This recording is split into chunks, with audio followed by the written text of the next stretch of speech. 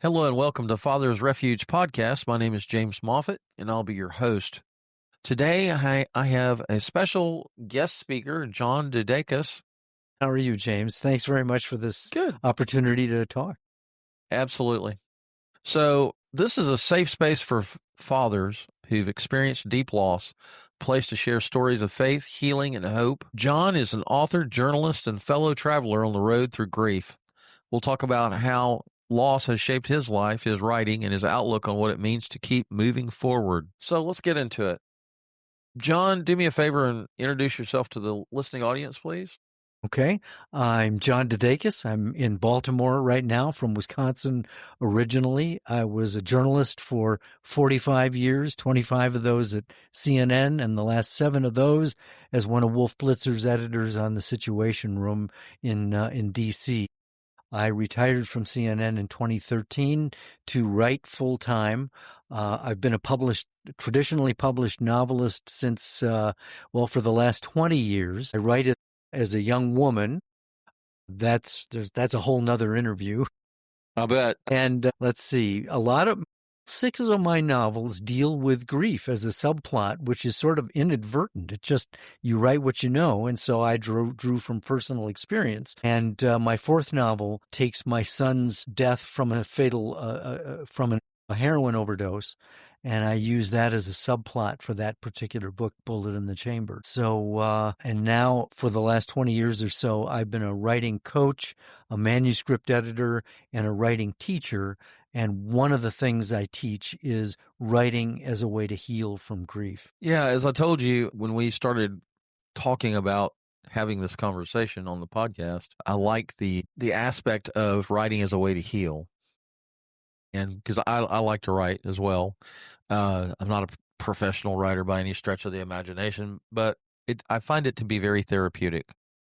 And my goal and my hope and my dream, my vision for this podcast is to provide an avenue for dads, fathers to explore their journey through grief and how it's affecting them as fathers and their families and all of that. And so I think this is a unique opportunity to share this possible avenue of expressing themselves. You know, writing can be very therapeutic, as you well know.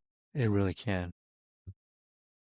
Let's see here. So for those who may not know you, could you share a bit about your background in journalism and what inspired you to become a storyteller? I was always interested in telling stories, and I think I started to fiddle around with nonfiction when I was still 9 years old. Decided to go into journalism sort of inadvertently. My dad was a lawyer, and my plan was to go into practice with him and then use the law as a stepping stone to get into politics. And if my career trajectory had turned out the way I'd intended, I would have been the guy sworn in on the Capitol steps in 2008 instead of that guy from Kenya or wherever Trump says he's from.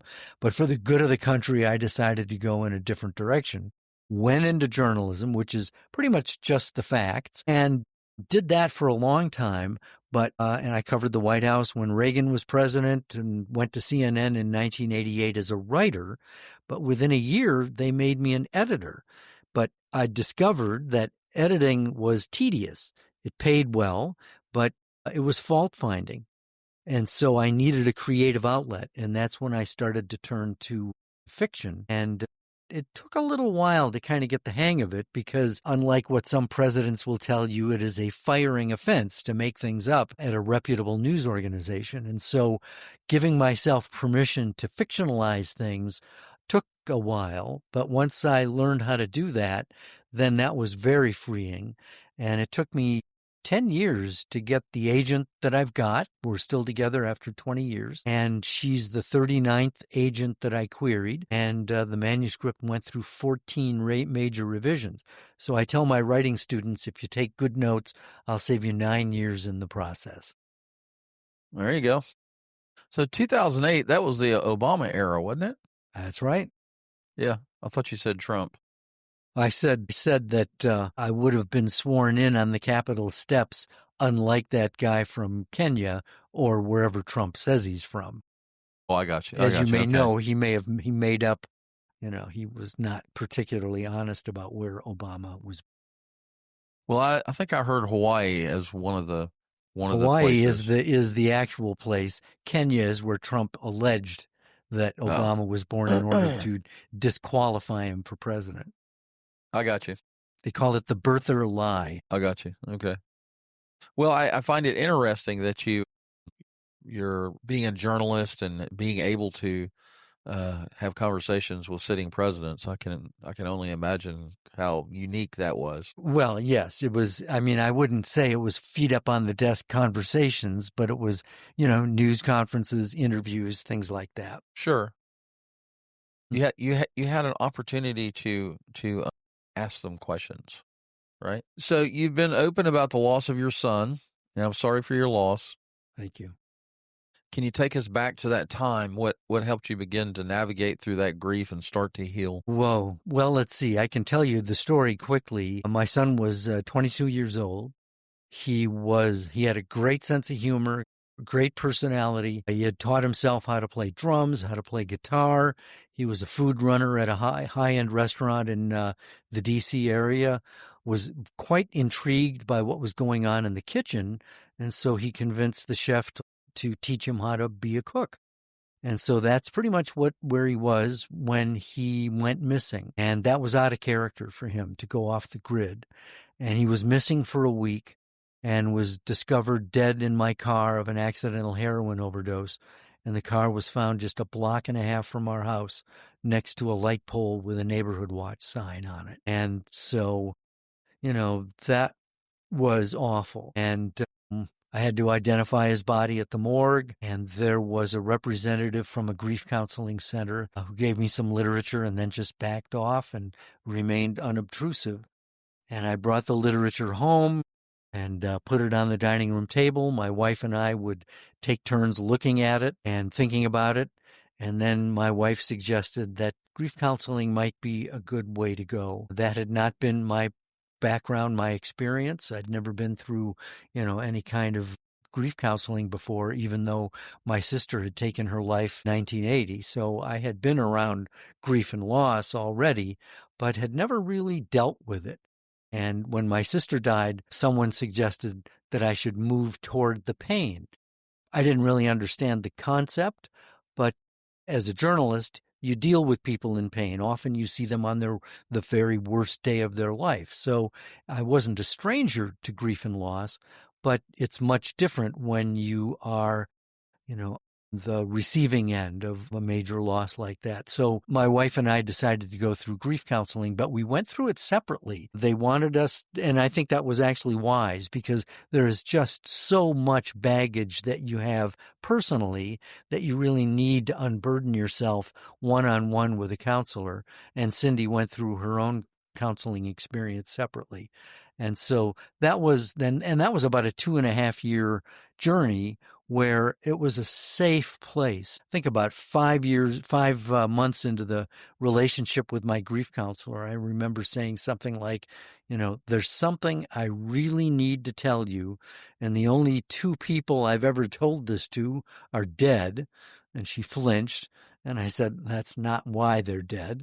And she relaxed, and I was able to tell her, what was burdening me. I'm not going to tell you, thanks for asking, but, it was a relief to be able to share that and to get it out there. And I think that really enhanced and maybe even accelerated the healing experience because, we were really able to look at some, detailed, granular things that I was needing to work through. So I found grief counseling to be incredibly helpful in the long run. Well, that's good. Yeah, I don't think it's normal for people, especially men, to go towards the pain, right? And I think many of us, I think the human spirit, the road less traveled or the path of least resistance is what's normal for us because, Yeah. I don't know a lot of people that thrive on conflict, right? Or thrive on painful situations. Right. And I mean, I think our society tends to anesthetize the pain. And at least in my experience, the women I know understand that crying can be an emotional safety valve. Whereas, we're kind of conditioned to hold it in and be strong and not show our emotions or be vulnerable. And I think that's a trap. I think that, and I'd be interested in your opinion of this, I think that guys, because they tend to hold it inside, it doesn't make the pain go away. It just becomes corrosive. And if you think about it, just about with maybe one or two exceptions, every mass shooter is a guy. And my hunch is, and I've got no data to back it up, but my hunch is that you've got unresolved grief and anger going on to the point where the tears have become bullets. And the alternative is just to talk it out and to work it through and to process it and move forward in your life as opposed to letting it build and build and build in a corrosive and dysfunctional and dangerous way. I think that, and I don't have any real data to back this up either, but I have followed because of my law enforcement background and private security and all of that. I'm very involved in the Second Amendment community. I'm a gun owner. I belong to several gun organizations in any way. So I'm very in tune with civil rights, Second Amendment, gun ownership.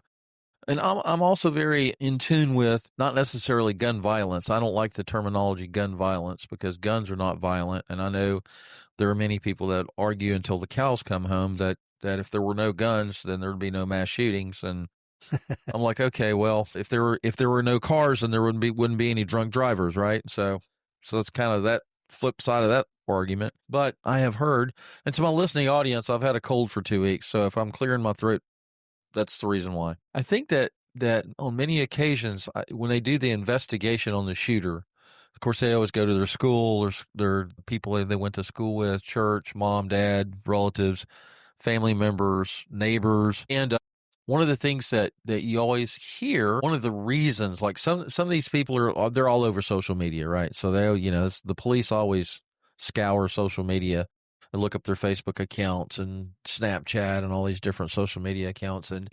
they uncover seems like a history of being very disgruntled.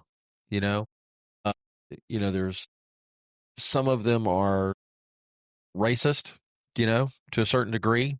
They're either extremely conservative or extremely liberal. They're on the outer fringes of either side of the fence. Right. Maybe bullied, in some cases, yeah, abused, depressed, dealing with depression, right, alcoholism, drug addiction. There's a combination of factors, I think, that may be underlying stressors that cause them to eventually snap and do the horrible things that they do. Exactly. It's a multifaceted problem, Would you, based on your experience, would you agree that it's possibly because these people didn't process their anger and grief in a constructive way? Well, sure. I think that's one of those underlying conditions that maybe cause them to snap and to go off the deep end and do something drastic and as horrible as that. Like people that use their automobiles to, go through, these parades and these events in Exactly. New Orleans Right. and New York City. And we hear all these tragic events where people are using their trucks or their cars to mow down 20, 30, 40 people and kill them, Right. And yes, I think that our society has become somewhat of a pressure cooker society in that there's a lot of stressors, there's a lot of Yeah. pressure on people. Yeah. People are, have a lot of angst, and people have a lot of pent up emotions, you know. Yep. Yep. And I don't remember in history, I don't remember of any female mass shooters. Do you? I think all of the mass shooters Yeah, I or don't. active shooters have been male. Right. Right. Some of them have been conservative Republicans, and some of them have been, Yeah, liberal or it's Democrat. not a political thing. No, It's an unresolved grief, anger situation, and I think to a certain extent, without overgeneralizing, a gender specific kind of problem. right. And I think that, parents or loved ones, wives, parents, grandparents, pastors, churches, whoever knows these people, and of course, a lot of you hear all the time when they go to interview neighbors, a lot of times you hear them say, "Well, he is the kindest, gentlest, Right. wonderful person we've ever known. He was an altar boy. He was a member of his church. He sang in the choir." And these people are shocked, that person could actually commit a horrendous crime like that, Right, because take they kept it life. all bottled up. Yeah, yeah. They're leading double lives, maybe. I don't know. Yeah. But yes, and back to the focus of the podcast, I agree with you in that, if you were raised in this, let's say, 60s, 70s, and 80s, men were not encouraged to have emotional intelligence. Men were encouraged to pull themselves up by their bootstraps. I personally was told by my father that men don't cry. Yeah. You don't show emotions. You deal with it. You suck it up, buttercup. You internalize it. You compartmentalize it. You do whatever you need to do, but You know don't be a what, sissy though? about it. I agree with you, but I'm concerned that the pendulum might be heading back in the direction of, the suck it up phase. Empathy is now considered a swear word almost. And so I think we got to be really careful about where we're heading right now, because it seems to me, I could be wrong, but my impression is that, being macho is now the in thing. And I think that's a trap. I think it's dangerous. I think over the years, I think that men have been under attack, and women for that matter. But what's the catch term, Toxic masculine? masculinity, Yeah, right? toxic masculinity. In other words, men have been labeled as being toxic because they are, God forbid, they're men, right? And they're doing men Sure. things, manly things, Right. and whatever, And it's like you said, I'm no expert on any of this stuff, but I think some men have they're how do you say it? Not gender affirming, but gender attacks, Well, gender almost. denying. I mean, it's. Right. I'd like to explore this a little bit. I have a podcast myself, and one of my friends is a psychiatrist and a writer, and we did an interview about masculinity, and he talks about toxic narcissism, which is really not a gender related thing, because his view is similar to yours, that a gender in and of itself can't be toxic.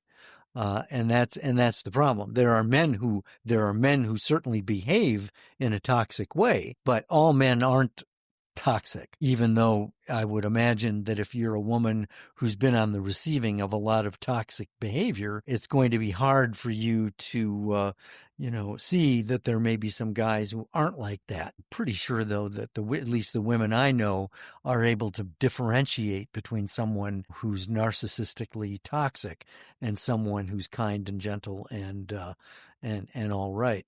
But I think the point you're making is really an important one, because I think that for a long time men have felt under attack and maybe have been some of the good guys have been lumped in and have been, in a sense, victimized by proxy, but for some of the bad behavior of the bad boys. Another phrase that's been thrown around is incel, an involuntary celibate, because the girls, won't give the nice guy a chance. They fall for the bad boy. And it's the nice guys who lose out, and that makes them angry as well. And if they're shy on top of that, then, it's hard for them to forge a meaningful relationship with a woman because they're intimidated, and and it makes it difficult for them to process. It's a grief situation. I mean, you don't have to lose a loved one to be going through grief. You can lose a pet, a relationship, all those kinds of things can create the same grief experiences, those, Sure. those 5 stages. And of course, the 6th stage is finding meaning. And I think that's really the ultimate goal, is to, whatever is causing your grief, whatever is causing the pain, is worth examining so that you can become, a better person, a stronger person going forward in your life. Right. Well, I'm hoping that this podcast will reach the ears of men that have not been encouraged to explore the raw emotions of grief, and that have pressed it down and repressed it and internalized it, and not allowed, they have not allowed themselves to have any kind of relief valve to let some of that steam off. Right. In grief, especially in the early days, I remember when Jessica passed away, it was very intense. That very was 2001, intense. Right? Yeah, that was 24 years ago, 24 years ago. But it's still fresh in many ways, right? Yeah. I mean, I remember the hour and the day she passed away. I watched her take her last breath, and how old was she? 10. She was 10 on September the 11th of 2001, when the World Trade Center went down. She would have been 11. That was her birthday. So every September the 11th, we remember, those 3,000 people that lost their lives in the World Trade Center, and we lost our daughter. And so in the early stages, grief is very intense. Yeah. The triggers come fast, hard and fast. You can be watching a movie, listening to a song on the radio. You can be driving down the street and going by a park or a special place that they used to like to visit. There are many, many triggers that are very prevalent and cause a lot of pain initially. I have a story that I can tell about music. Right after my son died, my wife and I were in the car, and there was a CD on, and a song came on, and my wife hit the button to advance it to the next track. And I remember asking her, "Why did you do that?" And she said, "Every time I hear it, it makes me cry." As it turns out, it was when I heard that song, I hit repeat because it made me cry. Same song, same emotional reaction, different way of dealing with it.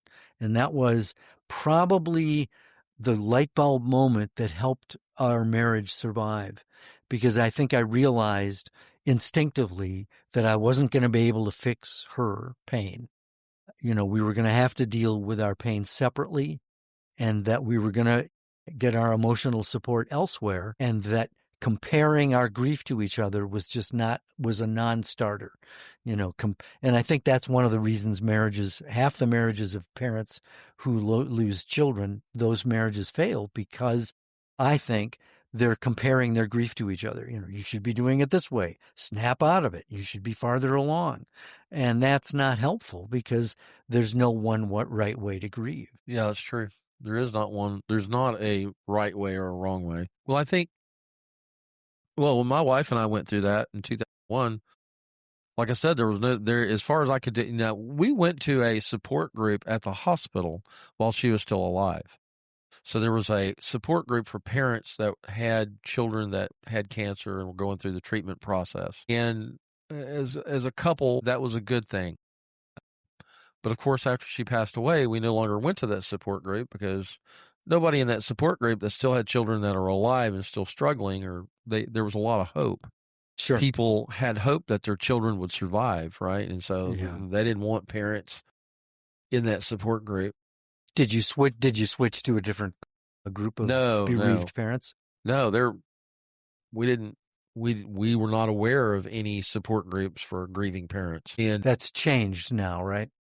Oh yeah, it has, and I think that psychology, psychiatry, therapy, family therapists, I think over the years it has become more acceptable. Not only has it become more acceptable for people to seek out professional therapy and counseling, but I think that the mental health, mental retardation, psychology, psychiatry, whatever the terminology is that we want to pick, I think the therapist realm or the therapy whatever, I think it has advanced a lot. It's just like medical science has advanced a lot over the years. I think the availability for people to have some sort of therapy has been more prevalent and more people. I think people have been exposed to that availability more. In 2001, we didn't know anything about it.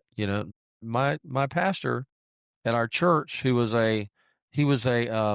dealt with uh, not a grief counselor, but um, he was a pastor. He was also a hospice. He was a chaplain, and he also dealt with end of life things.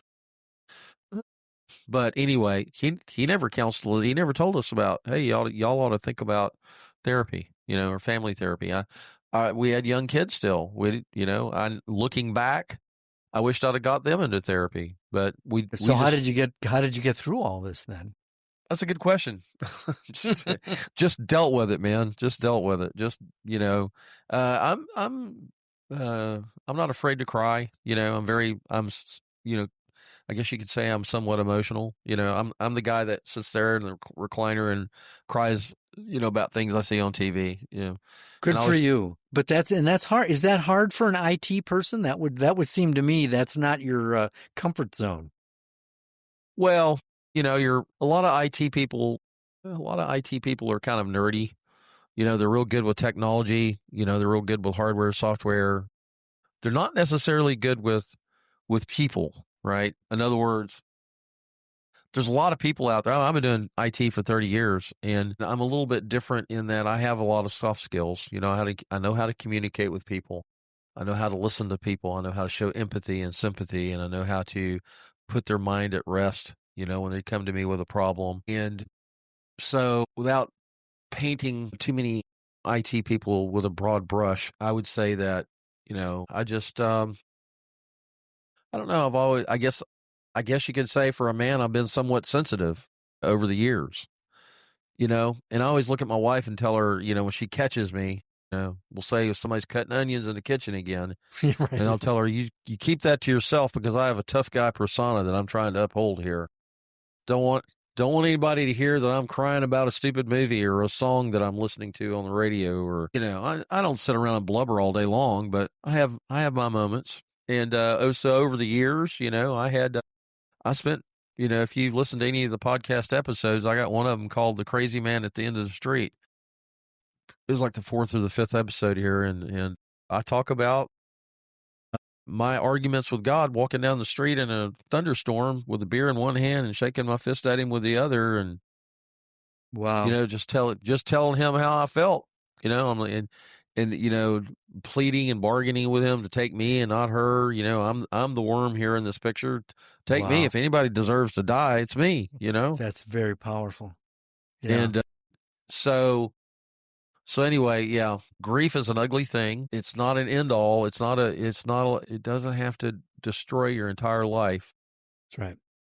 It certainly affects your life. It certainly has a profound effect on your emotions, on your mind, your psyche, it changes your psychology, your everything, physiology, the whole 9 yards. And emotions are a very powerful thing, and if you don't manage your emotions correctly with a little bit of temperance, with some maturity, then obviously, we got mental institutions full of people that can't manage their emotions, Yeah. or Yeah. whatever, It- and because of mental illness, what have you, yeah. and going back to active shooters and people that go off the deep end and decide to start killing people, there's a lot of mental illness there, Totally. Absolutely. And I think that's something that isn't really addressed nearly as much as it should. My most recent novel, Enemies Domestic, has definitely a focus on mental illness as one of the problems facing us in our society right now. It's a crisis, and I don't think we're really addressing it effectively. So, how did your faith and your writing help you make sense of your pain and find purpose again after loss? Well, that's a difficult question. I was raised Episcopalian, and there was a time where I was an evangelical, probably for a long time, because it brought a lot of stability into my life. After Stephen died, I think I became sort of spiritually unmoored. I knew where the pier was, but I was less certain of things, and so I did a lot of thinking and assessing and talking about it with my grief counselor, and kind of made some decisions and came through on the other side with a lifestyle and a philosophy that works for me, that's very practical. It's not, I didn't jettison Christianity or my faith per se, but I think I'm less doctrinaire about it. I'm less able to articulate what I believe, and yet I know that there is some spiritual stability and strength and resources that are available to me, but I don't know if I could really articulate, what it all means or where it's coming from, because I think the more you articulate it, the more you're putting God in a box. We're talking some pretty cosmic stuff. And as soon as we start to, articulate it, it becomes smaller and smaller as opposed to bigger and more. One of the things that on this podcast, maybe not so much, more on my ABCs of Parenting Adult Children podcast, I I like to remind people that there are a lot of churches, especially in the South. There's a church on every corner, it seems like, right? But I don't care if you're Protestant, Catholic, Buddhist, Hindu, whatever your flavor of religion is, right? Whatever doctrine, religious doctrine or theology that you subscribe to. I think that a lot of churches have pastoral counseling. They have programs that are there to help people. Life is difficult. It's hard. Divorce, raising kids, teenagers, losing children to cancer, all sorts of humanity is plagued with a plethora of issues, right? There's many, many things that affect us. And churches, a lot of churches have over the centuries, I think, have keyed in on the fact that, we go to church because we're sick. We're spiritually sick, right? We need Jesus. We need grace. We need mercy. We need many things that religion ascribes to, right? And whether your God's name is Jesus or Muhammad or whoever, I think that humans or humanity has always kind of looked at the stars, right? And we've always wondered if there was something bigger than us, right? Right. And Yep. that there was purpose for our lives, a bigger purpose, a better purpose, right? Other than what we've been scratching out on our own, right, through the centuries. There's something I don't know if I'm going to be able to find it quickly, but there's a scene that speaks to this. Keep talking, and I'm going to see if I can find this, because I Okay. address this specifically in one of my novels, where my protagonist is attending the church service, the funeral service for the First Lady who has died. So keep talking about that, and All I right. think I can find this. Well, I said all that to say that I encourage families, men, fathers, wives, mothers to certainly investigate, their local church as a possible avenue for healing, to spiritual healing, emotional healing. See if they've got pastoral care, talk to them. A lot of them will do it for free. Sometimes they'll, provide professional counseling, and if you don't make a lot of money or whatever and you can't afford a professional counselor, they will have a sliding scale to where they'll, give you a break on the cost or whatever. But churches they're one of the avenues to find help. Call 211. That's United Way. All these big corporations and companies, they send money to United Way every year as donations, charitable donations, so that those help organizations in your community can provide assistance. And so yeah, there are programs out there. There are things that you can investigate that can provide you with some assistance. Here, I found the passage. Okay. This the setting. My protagonist is White House press. She's a White House correspondent for the Associated Press. She was interviewing the First Lady, and the First Lady dies during the interview. And so now Lark, my protagonist, is part of the travel pool of a limited group of correspondents because the press corps is so big, they whittle it down to just a few correspondents that travel with the president. And so she's in National Cathedral as the organ music is playing, and so as the people are assembling to get ready for the church service, she is ruminating about her own faith experience. And so this is just a short excerpt from my novel, Fake. So the organist played something soothing and pastoral. I glanced at my bulletin to notice the organist's name, and God and I aren't always on speaking terms. It's a love-hate thing. I've talked about this a lot with my grief counselor, and I began to seriously question my faith of my youth when I was sexually assaulted in college and found myself lurching toward atheism. And yet I didn't lose my faith completely. Yes, there's plenty of evidence that God doesn't exist. So many assholes live long and easy lives, while good people like Rose die young. Somebody who attacked me the day before was at least an example of God's aloofness. So far, there'd been no blowback from the time when I slapped this person, nor had I heard anything at all from my boss, who I'd sent an email alerting him to the person who attacked me. But I wondered, as I was sitting here in the church listening to the organ, it gave me some time to relax and ruminate. I wondered yet again about God. As I've thought about the vastness of the cosmos and the complexity of even the tiniest forms of life, I've recognized an amazing symmetry that suggests to me the existence of an intelligent designer behind the universe's intricate design. But that's not proof God exists. It's only evidence. The rest is faith. My faith amounts to one mustard seed, maybe two, but not three. That's because of the events of the past few years, not to mention the past 24 hours. To be honest, my faith is tested the most by the sanctimonious, intolerant certainties of the doctrinaire extremists who use God as a cudgel. Yes, I'm talking to you, Osama bin Laden, but I'm also talking to you, Westboro Baptist Church, and your God hates fags gay bashing. When being brutally honest with my grief counselor and myself, I realized that the most of the times that I pray, I'm in some kind of a jam.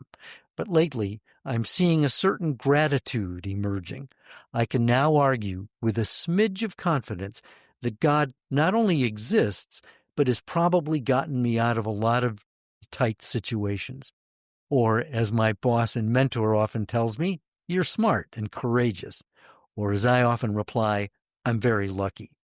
All those thoughts and biases were a swirl in me as I settled in for the funeral service of Rose Gannon, the First Lady of the United States of America. Well, so even reporters wrestle with their faith. Well, I think we all wrestle with our faith if we're honest with one another. I've been a Christian since I was 17 years of age, and I can see many times where God had his hand in my life, on my life, and it wasn't for his grace and mercy, I'd probably be dead or in prison or worse, or in a hospital bed. And I have to say that our experience with losing our daughter to cancer really shook our faith. It really rattled the foundation of our faith. And I didn't lose my faith, as my pastor once told me. I didn't walk away from my faith. Am I maybe a little bit more of a doubting Thomas than I used to be? Yeah, absolutely. You know, do I feel, and the older I get and the more that I, I've probably read the Bible cover to cover multiple times over the years. I was involved in street ministry for 10 years. I was very, very involved in ministry in one shape, form, or fashion. And I feel like, well, every time I read the Bible, I think the Holy Spirit illuminates certain truths to me at certain times, right? Right. Yep. And I feel like the more I read the Bible and those stories, it reminds me of what I just don't know. There's so much there that I don't understand and I don't know, and I probably never will know until I get to the other side, right? Right.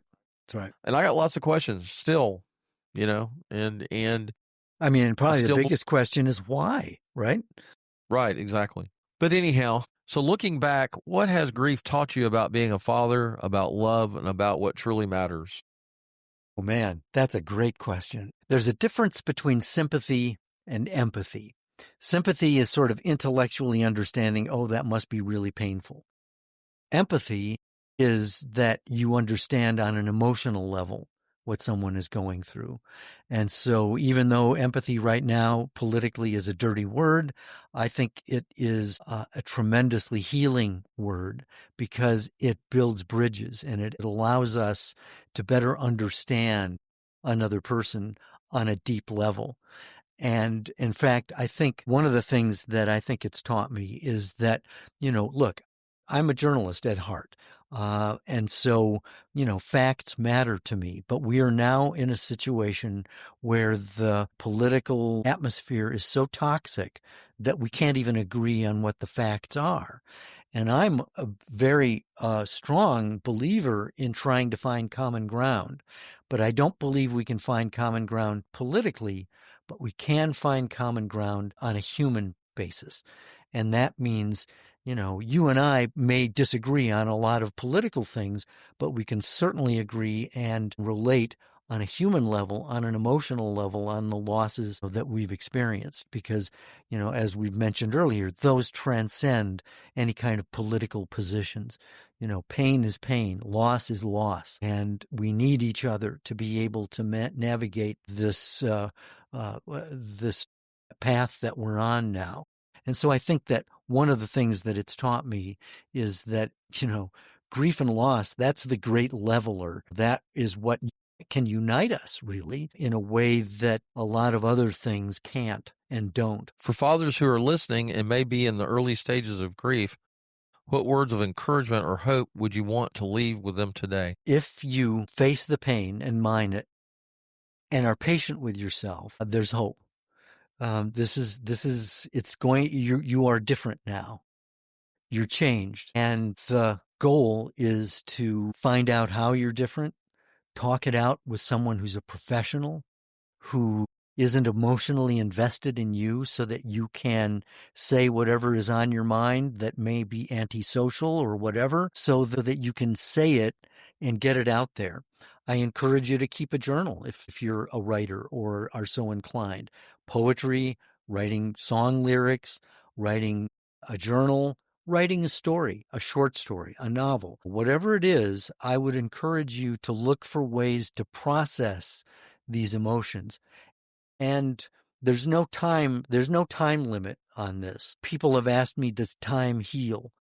I think time makes it easier, but I think a lot depends on what you're going to do with it and how you're going to process it. Final thought, there are a lot of different things that I could say, but I really think that it's important to take breaths, to breathe, to be in the moment. We spend all our time regretting the past and fearing the future. and we become ineffective in the moment. And I think cultivating the moment is something that is worth pursuing. And I think a practical way of doing that is to learn how to breathe mindfully, to take deep breaths, be aware of the moment, be aware of yourself, your emotions, and take your time. Don't rush this. Try not to anesthetize the pain. It's okay to feel it and to get it out. And I think that if you cultivate those kinds of things in the long run and take the long view, in the long run, you'll find that it will change. Things will change. Right now, it's a blur, and it seems like you're the only one experiencing these emotions. It's like no one else understands. A lot of people understand. And here's the other thing. 5 years from now, you'll be the one to be able to comfort someone because you've been through what they're going through now. And so keep track of how this feels. There was a person who took one of my memoir writing classes, and he kept a journal, and he was writing a memoir about his wife's death. And he told me that he went back and looked at his journals, and he said, I forgot how angry I was at the time because he had written it down, and that helped process it and get it onto the page. So it was no longer a burden to him in real life, but he was able to go back to those journals and extract it and be reminded that that too was part of the process. Anger was part of the process. So, yeah, I mean, we've talked about a lot of things, getting together with other people who have experienced this. There's reason to be hopeful. There really is. In spite of, you may not believe me when I say that, but, James and I have both been through the mill, and we got through it, and we are different because of it, but we are also changed because of it. But both of us have found a way to work our lives forward by appropriating that pain and processing it and using it, and not only becoming stronger because of it, but being able to encourage others at the same time. You never get over grief. Grief will always be there. It just takes on as time goes on, you'll experience some healing, and it becomes less painful. But I think the sooner you deal with it, the sooner that you face the pain and deal with the emotional issues that are going on, the faster you'll heal. Yeah, I think don't so. let it fester. So anyway, good thoughts. So, John, thanks for joining me today. And to the listening audience, I want to say thank you for the privilege of your time. Thanks for joining me for this conversation with John. His story is a reminder that even in the deepest loss, there's room for growth, purpose, and connection. If today's episode spoke to your heart, please share it with another father who might need to hear it. You're not alone on this journey. There's refuge here, one story at a time. I'm James Moffitt, and this has been Father's Refuge. Until next time, take care of yourself and hold on to hope. Thanks, James. Thank you, John.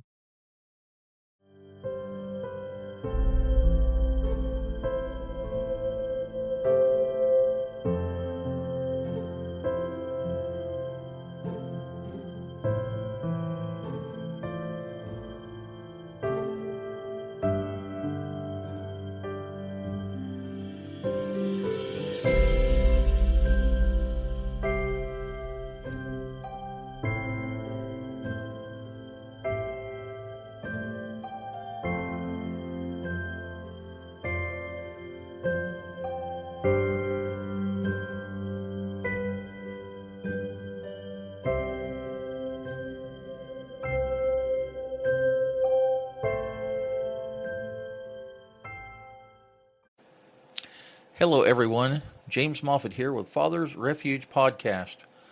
Losing a child to cancer is a grief no parent should walk through alone. The Father's Refuge podcast is a safe place for fathers and parents to share, heal, and find hope in the midst of heartbreak.